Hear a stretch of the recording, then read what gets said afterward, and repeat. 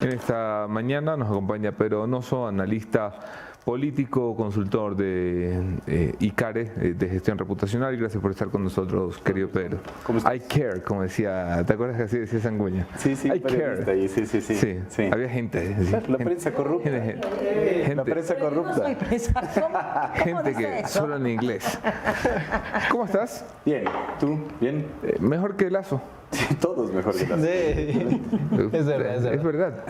Hoy, por lo menos, hoy. El presidente puede estar mejor que todos nosotros pronto. Por lo menos él tiene plata. Oye, ¿cómo viste la cosa ayer? Digamos, ayer pasaron... En la asamblea, ¿no? Ayer pasaron muchas cosas supremamente importantes. Le damos un peso más a unas que a otras, pero creo que hay que verlo en la globalidad. Sí. En la asamblea, digamos, jugaron un montón de cosas, incluyendo para mí el hecho más importante de todos, que es la posesión de los miembros del Consejo de Participación Ciudadana. Creo que ese es como el tema más importante de todos, ¿no? Y es el que menos se ha hablado, ¿no? Es el que menos se ha hablado. Incluso yo leí en Twitter una discusión interesante también había gente que decía, Lazo debió haber convocado a la muerte cruzada antes de que se posesione este Consejo de Participación Ciudadana para congelarlo, claro, y que no se posicione, digamos, ¿no? Claro, qué inteligentes. Una gran discusión ahí, pero creo que de eso no se ha hablado y creo que lo que sucedió ayer también es un hecho incompleto, es decir, supremamente importante la presidencia, las vicepresidencias y el CAL, pero creo que el hecho más importante va a ser cuando se constituyan las comisiones, ¿no? ¿Quién va a ir a qué comisión? Sí. Porque se están debatiendo leyes supremamente importantes para el país que requieren de una u otra manera, ¿no es cierto?, un control del gobierno. Bien, vamos a ir despacio. Esto del Consejo de Participación que traes a colación, como mira, esto lo tendrán que haber visto y nadie lo está viendo. ¿Por qué es importante? Porque el Consejo de Participación Ciudadana ahorita, ¿no es cierto?, tiene que nada más y nada menos renovar el Consejo Nacional Electoral, elegir defensor del pueblo, contralor, etcétera. Es decir, es de una u otra manera un consejo que tiene en sus manos decisiones supremamente importantes para el futuro del país y del gobierno a la larga. Y ahí solo hay correístas y socialcristianos. Hay una minoría importante correísta, hay una minoría importante socialcristiana, hay dos actores que se autodefinen independientes, que no sabemos qué. Que va, ya los dos hablaron, sí. Pero de una u otra manera, ¿no es cierto?, no es solo la asamblea, sino que ayer el gobierno inauguró un nuevo flanco de oposición que tiene la posibilidad de, en la toma de decisiones, hacerle una oposición importante al gobierno. La asamblea le puso mucho empeño a la presidencia de la asamblea. De hecho, el oficialismo le puso empeño, incluso frontalmente. Salieron a decir en los medios, estamos por consolidar la nueva mayoría. El resultado es tan estrepitoso como se ve. Sí, claro, el oficialismo no tiene una vocalía en el CAL.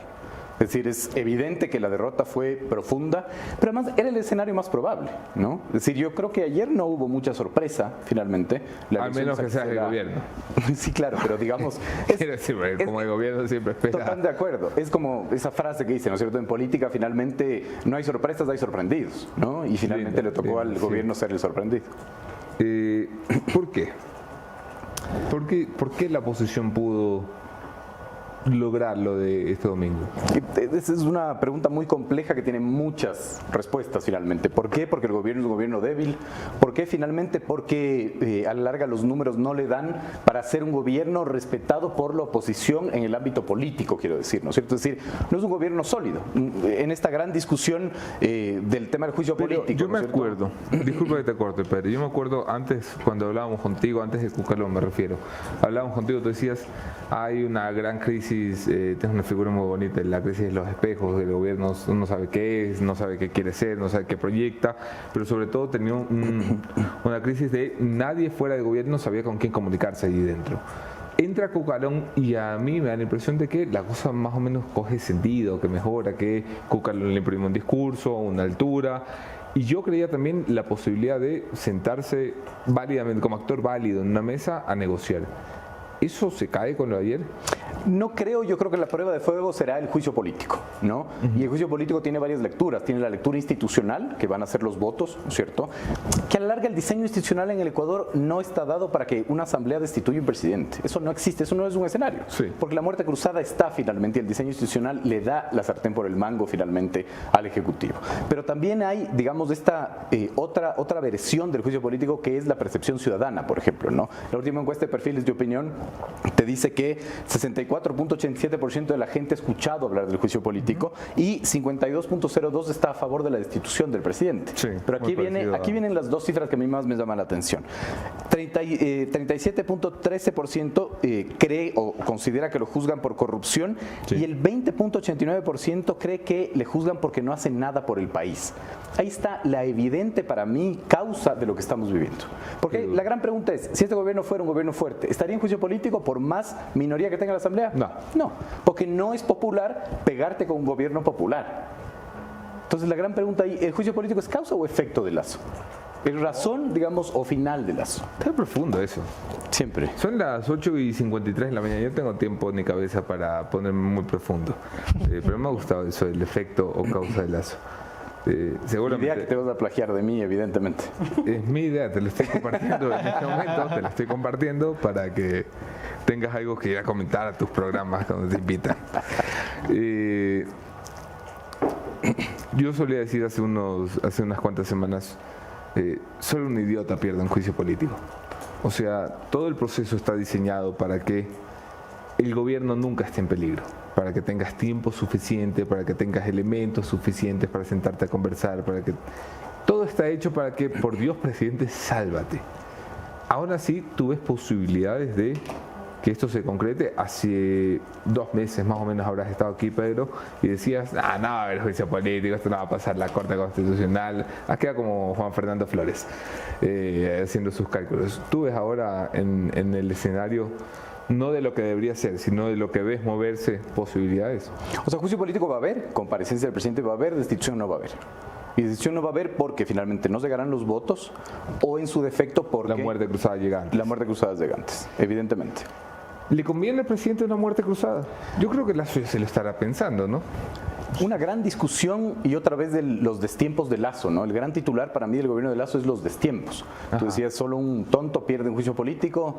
Yo no quiero ser tan agresivo, pero sí, digamos, por supuesto, sí. Solo... Digamos, alguien que no entiende la política puede perder un país después de tener el 70% de valoración positiva post vacunación, que era el momento de la muerte cruzada. Yo hablé con el presidente en esa época, me acuerdo. Me llamó el presidente Lazo, muy enojado por una de sus ministras que yo había ofendido, me parece Alexandra Vela, que yo la llamaba pasante de ministra de gobierno.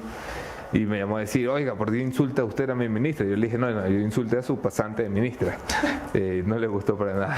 Sí, no sé por qué nos peleamos. Pero la pasante de ministra era la que quería la muerte cruzada. La pasante ministra, y yo le dije, mire, esa señora está en lo correcto. Esa señora va a proponer, y lo está proponiendo Osvaldo Hurtado, en realidad, la muerte cruzada. Es el momento, es ahora o nunca. De acuerdo. ¿Y ahora qué significa la muerte cruzada para Lazo? Yo creo que significa la única válvula de escape institucional para evitar un estallido en las calles. O lo contrario, ¿no? Acelerarlo. Yo tengo esta hipótesis. ¿Y si te sale como Castillo en el Perú? No, yo tengo esta hipótesis. Y esta hipótesis finalmente es, viendo los elementos en diciembre y enero. Ajá. La CONAIE anunció movilizaciones en diciembre y enero, no sé si tú recuerdas. Sí. Pero se echó para atrás, ¿por qué? Porque inició un proceso eleccionario. Porque ISA le convenía más recorrer Pichincha con Churuchumbi y Quito con Yunda. Tú dices, las elecciones pinchan el globo son una válvula de escape. Son una válvula de escape. Lo que necesitas ahorita en tal nivel de tensión social. Eres, Pedro. Por favor. ¿Por qué a veces no me doy cuenta de los amigos que tenemos? Y después de que me insultas y te burlas de mis malos chistes durante toda la introducción al programa. Y de tus cálculos. Me acuerdo que dijiste, no pasa eso en la Corte Constitucional. Sí, me acuerdo. Te pediría que pongan el video a ver si es verdad. Le vamos a pedir a producción, solo que no tenemos producción, pero cuando contratemos una producción se lo vamos a pedir. Una válvula de escape. ISA y el movimiento indígena han dicho, mira, no lo vamos a aceptar. El Partido Social Cristiano ha dicho, no lo vamos a aceptar. Hay riesgo de que en la Asamblea, con esta mayoría de 90 y tantos, digan, no vamos a aceptar una muerte cruzada a estas alturas. A un presidente le toca en ese momento hacer respetar una orden. Y la única forma de hacer respetar eso es a las bravas, Lo que pasa es que el no vamos a respetar les va a durar, o les podría durar, una semana, porque ya hay que preparar elecciones. Es decir, la válvula de escape es del proceso electoral. Cuando tú tienes tensiones sociales, buscas una válvula de escape. Es decir, hacer que los partidos políticos estén ocupados en lo que mejor y más les gusta hacer, que es procesos electorales. Te pongo un elemento sobre la mesa solamente por joder la vida. ¿Y si alguien va a la Corte Constitucional? y dice, yo quiero que revisemos la constitucionalidad de este decreto, y la Corte vuelve a ser actor en la política, podría quedar muy mal parado el presidente de una de esas, ¿no? Es un riesgo, digamos, este es el país de los hechos consumados, pero sería muy difícil como retroceder, ¿no es cierto? Que la Corte Constitucional diga, no, cachos, ya no, volvamos al momento en el que estábamos. Jurídicamente puede ser, políticamente le veo complicado, ¿no? Ok, voy a pasar con las preguntas inteligentes para luego seguir la charla acá con Pedro Donoso, Jefferson Sanguña y Mónica Velázquez en el panel. Pedro, buenas de Dios, gracias por aceptar la entrevista. Sí quisiera hablar un poco sobre el tema de gobernar con una asamblea que el domingo se consolidó totalmente con la oposición. Ya hablabas con Anderson este tema de la muerte cruzada, pero el día después del juicio, en el caso de que el presidente siga al frente del país, ¿cómo llegar a gobernar con un parlamento que está totalmente en una oposición pero bárbara, donde el gobierno no tiene ni siquiera voz y voto en el CAL, por ejemplo? Pero no solo un parlamento, un consejo de participación ciudadana, unos gobiernos autónomos descentralizados, es decir, la dinámica da porque el gobierno le apostó a sobrevivir y no a gobernar. La gobernabilidad es la gran pregunta hoy a futuro, no en los 2 años que le restan a Lasso, sino en los 10 años, 20 años que le quedan finalmente por debatir en el corto plazo el Ecuador, ¿no? Es decir, lo que sucedió en el proceso electoral es supremamente interesante y da cuenta de varias cosas, ¿no es cierto? En varios cantones un alcalde ganó con muy pocos votos de diferencia del segundo, lo cual evidencia una tensión social en lo político, en lo local. Es decir, estamos viviendo momentos en donde la gobernabilidad está en entredicho y eso es lo grave finalmente, porque el gobierno le sigue apostando a la sobrevivencia, no a la gobernabilidad. Salvarse del juicio político es solo sobrevivencia. La gran pregunta es qué pasa después del fracaso juicio político, ¿no? Y mucho de eso tiene responsabilidad del presidente, nos guste o no nos guste. Él creó, por ejemplo, yo decía en un tuit, él creó la realidad con su narrativa. Él dijo el triunvirato de la conspiración y tanto es así que ahora el triunvirato de la conspiración maneja el CAL finalmente, ¿no? Siendo la CONAIE un no partido político, ¿no? Claro. Es supremamente interesante. Muchas veces las narrativas crean realidades cuando en verdad son percepciones, ¿no? Y eso es lo que ahora tiene que enfrentar el gobierno. Pero ves que tiene esa capacidad de llegar a consensos con este Parlamento en el caso de, bueno, ya hasta con el Consejo de Participación Ciudadana. O sea, ¿es suficiente el rol de un Henry Cucalón para que el presidente pueda hacer algo? No, yo creo que, digamos, un bombero no es el que puede apagar todo un incendio. Creo que es del gobierno en sí mismo, creo que es la falta de Estado, creo que es el rompimiento del tejido social. Es decir, si el gobierno quiere lograr una gobernabilidad, tiene que tomar decisiones de shock de manera inmediata, finalmente. Por ejemplo, ¿no? Por ejemplo, una gran inversión, digamos, en seguridad, ¿no es cierto? Que se palpe, que se sienta.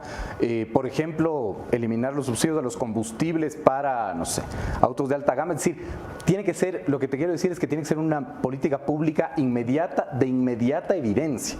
Yo no sé, por ejemplo, si la reforma tributaria dé finalmente cuenta de eso, ¿no? Es decir, que en verdad la gente pueda percibir la presencia del Estado. Yo creo que lo que la gente percibe ahorita es mucha orfandad y tienes que darle, digamos, esa seguridad con presencia del Estado para revertir esa percepción, ¿no? Ahora, con esto cierro para darle la palabra a la Mónica, que también tiene más inquietudes. Claro, este tema de estar como en orfandad, de no tener a alguien que esté al frente del país, también se lleva o va en consecuencia con la calidad de partidos políticos que tienes. ¿Por qué te menciono esto? Porque dentro de lo que se hablaba en el Parlamento era que si es que no llegaba Virgilio Saquicela a la reelección, más bien si es que el presidente pasa el juicio político, lo que iban a hacer algunos partidos, lo que ya tienen pensado es llamar a este famoso acuerdo nacional, donde se sentarían los representantes de los partidos políticos y decir, ok, presidente, ya pasó esto, pero hagamos esto. ¿Ves viable esto que haya la madurez suficiente de partidos políticos como la Izquierda Democrática, un Pachacutic totalmente dividido, el correísmo, que es literalmente el miedo para muchos, y también de otros partidos como el Partido Social Cristiano? O sea, ¿ves la madurez de que los partidos políticos del día después se sientan a hablar y a llevar una hoja de ruta para el gobierno, para el país? A ver, digamos, el problema del Ecuador es que es un problema sistémico, no empieza ni termina en la clase política, es muy fácil culpar siempre a los políticos. Yo regreso al tema del juicio político, ¿no es cierto? A mí en una entrevista me decían, ¿pero el juicio político está bien hecho o está mal hecho? Yo decía, depende a quién le pregunte, ¿no? Es un poco lo que Mario Riorda, que es este maestro argentino, decía, el debate en Latinoamérica está tribulizado, es decir, es con las tribus, digamos. Si tu tribu finalmente defiende un juicio político, lo defiendes, si tu tribu lo ataca, no hay elementos objetivos cuando la discusión es subjetiva. Y ahí me llamaba la atención que los estamentos sociales no estén presentes. La academia, por ejemplo. La academia, ¿dónde está para generar un gran debate? No digo que no tenga pronunciamientos individuales, pero ¿dónde está? ¿Dónde está la academia que genera un debate objetivo? Porque cuando la discusión es subjetiva necesitas un recaudo en la objetividad. Los gremios, por ejemplo, los sindicatos, ¿no? Entonces, más allá de la inmadurez de los partidos políticos que en efecto existen y que no creo que tengan la madurez suficiente, salvo que haya un hecho detonante, como podría ser una sucesión presidencial, como sucedió con Noboa, como sucedió con Palacio, etcétera, salvo que haya eso, los partidos políticos van a hacer el juego de la política, que es el juego de cooptar el poder, y eso no nos tiene que espantar ni asustar finalmente, ¿no? Pero también vamos a lo que tú decías, es decir, Pachacuti, que es una gran incógnita, la izquierda democrática es una gran incógnita. Lo que puede suceder, por ejemplo, es que post-juicio político implosionen estos bloques y el gobierno tenga que enfrentarse a mini bloques, ¿no? De 10, de 8 asambleístas liderados por un caudillo y la negociación política sea más complicada, ¿no? Horrible, sí. Pedro, ¿cómo estás? Te saluda Mónica. El asambleísta del oficialismo, Juan Fernando Flores, dice que no tiene nada que ver, no tiene relación los votos de ayer para elegir al presidente de la Asamblea Nacional con los votos del juicio político. ¿Tú crees que sea así? A ver, no creo que no tiene nada que ver, pero creo que no es una correlación automática. No creo que finalmente los votos que eligieron a Saquicel, a Torres, etcétera, sean los votos para finalmente la censura. Me parece que son cosas distintas, digamos. Habrá otro tipo de negociaciones, ¿no es cierto? Incluso hay, o podría haber, y esto es una hipótesis, asambleístas que votaron por Saquicela para cotizar su voto, para decir, yo voté para Saquicela, soy un actor fundamental, ven a hablar conmigo, ¿no? Es decir, en política no hay nada automático, ¿no? La correlación no implica causalidad, dice este principio, ¿no es cierto? Y muchas veces eso funciona en política. No creo que es automático y no creo que puede ser, digamos, equivalente.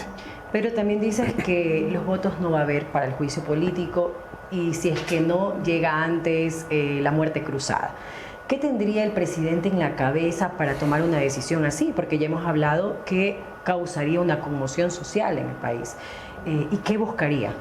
Yo creo que si bien, digamos, igual es hipotético lo que estoy diciendo, ¿no es cierto? Es un escenario, pero si bien se podría creer que la muerte cruzada causaría una conmoción, era lo que yo decía, ayudaría a ser una válvula de escape.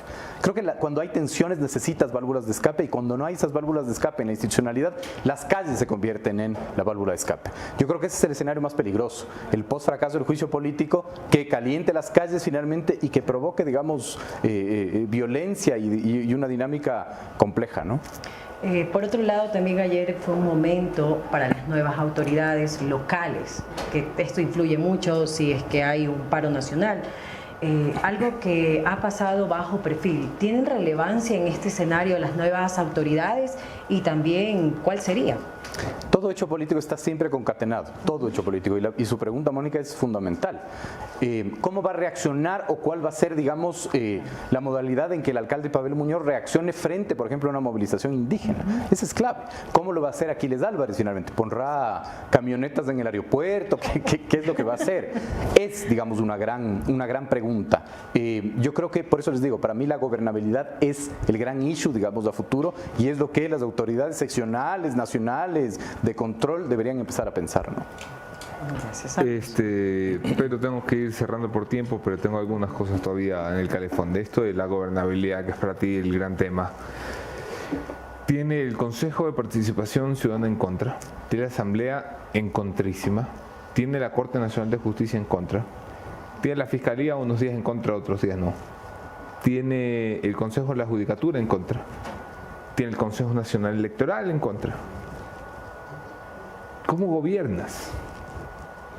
O sea, ¿cómo sobrevives el juicio político? Y a lo mejor es peor. Sí. ¿Qué viene para un gobierno que además también tiene gobiernos seccionales en contra? O sea, ¿por dónde te mueves? Pero lo complejo también es que no es solo, ¿no es cierto?, todos en contra del gobierno, sino todos contra todos. Es decir, ahorita, digamos, de las 5 funciones del Estado, 5 están en crisis y 5 en crisis de interfunciones. Okay, aquí sí. pasó, digamos, desapercibido, aquí en el Ecuador me refiero, en la semana anterior. El allanamiento de la judicatura y la pelea de... En una democracia, digamos, profunda, esto sería un escándalo. La Fiscalía allana las oficinas del Consejo de la Judicatura, es una locura. ¿no? Una guerra abierta. Es una guerra abierta, finalmente. No digo que esté bien o mal, estoy diciendo es Y una la guerra judicatura abierta. contra uno de los jueces de la Corte Nacional que llevó los casos emblemáticos de la Fiscalía. Absolutamente. Entonces, todos, digamos, están contra todos y no solo finalmente es todos contra el gobierno. ¿Cómo gobiernas? Porque además, en un país en donde el debate es hiperpresidencializado, ¿no es cierto? Es decir, hay un problema y regresamos a ver finalmente al presidente porque así nos hemos acostumbrado, ¿no es cierto? Es tu responsabilidad garantizar gobernabilidad. ¿Cómo lo haces? Para mí, siendo un gobierno fuerte. Es decir, es que no queda otra opción. O sea, gobernabilidad se Ya, pero garantiza eso con como que tú gobierno. me digas, Anderson, ¿cómo eres mejor jugador de fútbol volviendo a nacer? Pues viejo, o sea, no me da. Que tú me digas, el gobierno tiene que ser un gobierno fuerte, sí. Con medidas de shock en el inmediato plazo. Es que no le queda más finalmente. Con presencia del Estado. No sé si los tiempos le den, pero finalmente esa es la única salida. Es que no veo otra Ok. salida. Finalmente, alguien que esté ganando. Porque hablamos siempre de perdedores aquí, ¿no? Está perdiendo el gobierno, está perdiendo Cucalón, está perdiendo Virgilio. ¿Quién está ganando? ¿Quién se está fortaleciendo? Es que, digamos, es complejo darle una lectura de partido de fútbol a la política. Es muy complejo, Ajá. ¿no? Por larga, ¿ganando para qué? Es decir, el gran ganador, en efecto, fue el correísmo en las seccionales, ¿de acuerdo? Pero finalmente, si el correísmo tiene que gobernar 2 años hasta que haya nuevas elecciones, intentando resolver problemas, Desgaste. un desgaste profundo. Sí. ¿Qué va a pasar si hay una movilización social finalmente? ¿Cómo le queda eso al correísmo? Entonces, depende quién, ¿no es cierto? Por eso yo creo que muchos de los partidos sí le apuestan a Pero una muerte ¿quién le cruzada. está sacando rentabilidad al juicio político? Yo creo que sí, evidentemente el correísmo, yo creo que sí, evidentemente el Partido Social Cristiano, yo creo que sí, evidentemente una parte de Pachacutic, pero acá habrá que ver en qué se A transforma. veces se lo acusa mucho en esos análisis de medios de comunicación. El PCC dejó de representar a la derecha, que no sé si la representó algún día, pero ese es un poco el imaginario, ¿no? Dejó de representar a la derecha por aliarse con el correísmo, ya nadie sabe qué es el PCC. ¿Tú crees que ha pasado eso? ¿Que la acogida de manito con el correísmo le ha costado al PCC? Todo eso hay que medir finalmente. Es que es muy complejo porque eso es una opinión, no está derivado de evidencia científica finalmente, ¿no es cierto?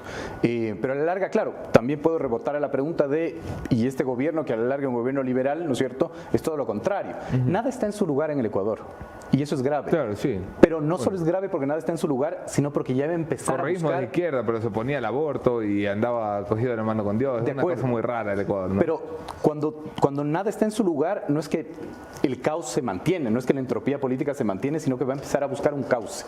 Ahí está la clave. Es decir, ¿cuál es el nuevo cauce? ¿Dónde van a estar las fuerzas políticas, las fuerzas gremiales, las fuerzas académicas? ¿En dónde van a estar en este debate? Esta es una de las preguntas más estúpidas que tiene el periodismo, pero surge cada vez que vienen elecciones así a 2 años. ¿Es tiempo para un outsider? Preguntan siempre en las entrevistas, ¿no? Siempre, siempre. Es típica entrevista de 2 años antes de elecciones. Pero voy a hacer una pregunta muy inteligente. ¿Es tiempo para un outsider? Siempre es tiempo para un outsider cuando tienes un nivel de pesimismo como en el Ecuador. La última encuesta de perfiles de opinión, 9 de cada 10. 6 de cada 10 creen que la situación política va a empeorar. Los partidos políticos no tienen credibilidad. Es decir, hoy el fuera todos de mediados del 2000, del 2006, está más incubado que nunca. Volvimos al 2006. Yo creería que sí. Oye, Pedro, terminamos con el juiciómetro. Es el nuevo segmento de mucho presupuesto que ha creado este medio de comunicación para hacer que nuestros invitados adivinen el número de votos que habrá el día del juicio final. Cero seriedad finalmente. No, haciendo eso. perdóname, pero Sin esto ningún rigor. Esto es algo muy importante porque te sale de donde te sale, de Casi allí, la lotería. de donde te salen los análisis, de ahí. El cerebro, pues. Un número así de lotería de azar, cero rigor. Tú dices, yo creo que ese día va a haber tantos votos, te anotamos en la lista. Es horrible lo que me estás Y pidiendo porque participa. me desnaturalizas todo eso, no hago yo. No, me niego. Me niego totalmente. Pero hay un premio. Hay un premio. 85 votos. Ok, listo. Está hecho. Pedro Donoso, gracias, maestro. Siempre es un gusto estar contigo.